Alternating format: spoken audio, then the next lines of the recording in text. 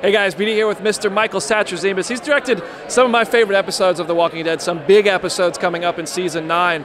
I'm curious, as a director, when a new showrunner steps in, with Angela Kang taking the reins, does that change anything in your day-to-day? Is the writing any different for you? Have you noticed anything big? Well, I think everybody kind of brings in a new style and a new flavor. I mean, Angela's been around for a long time, and I've had a lot of her scripts to direct. I've been lucky enough to, and she's always, way and above.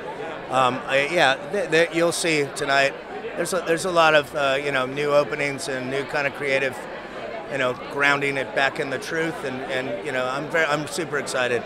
But it's a little different. I mean, they kind of open up the books to kind of explore now. And it's great. You are one of very few people who have crossed over between The Walking Dead and Fear the Walking Dead. You've directed episodes of Fear now. How do those two shows compare for you from an experience standpoint with the different casts? Well, they're very different shows. I mean, I'm year-round Apocalypse, so it's still the Apocalypse, but they're very different shows. The one thing we do have, I think the cast is just phenomenal on both shows and really brings the truth. I mean, I think, and it becomes kind of an infectious atmosphere, and I think that's one thing we tried to bring over to Fear and try to retain always is this immensely creative kind of atmosphere.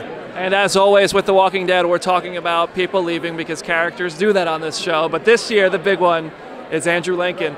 So how does that change the landscape of the show? Because this is the man who's been there since day one. So how does the set change? How does the show change? Well, I mean, listen, the loss of somebody like Andrew Lincoln, not even Rick, just Andrew, is always going to be, a creative void. But we have the people to fill it. We really do. There's so much story left, and there's so many great new characters coming in. There's a lot of change going on. But I wouldn't turn your back on the show yet. Might be a lot of surprises. Speaking of new characters, as a comic book fan, as somebody who analyzed the trailer, I've heard things. I know the Whisperers are coming this season. Ryan Hurst, Samantha Morton playing Beta and Alpha.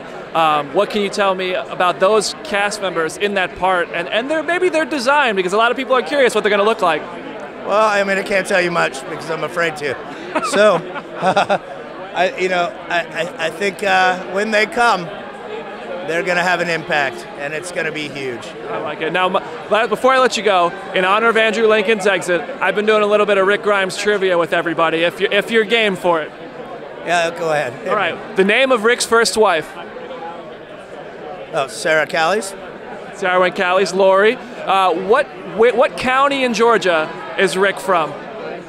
Ooh, Onetta? Kings County. Kings County.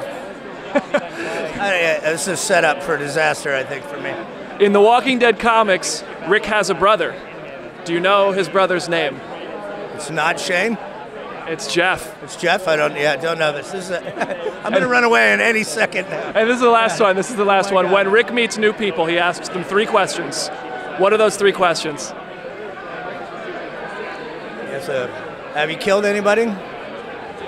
Close enough. Yeah. What have you had to do to survive? Is it? That's essentially what he's asking. How many walkers have you killed? How many people? Dialogue, just the intentions.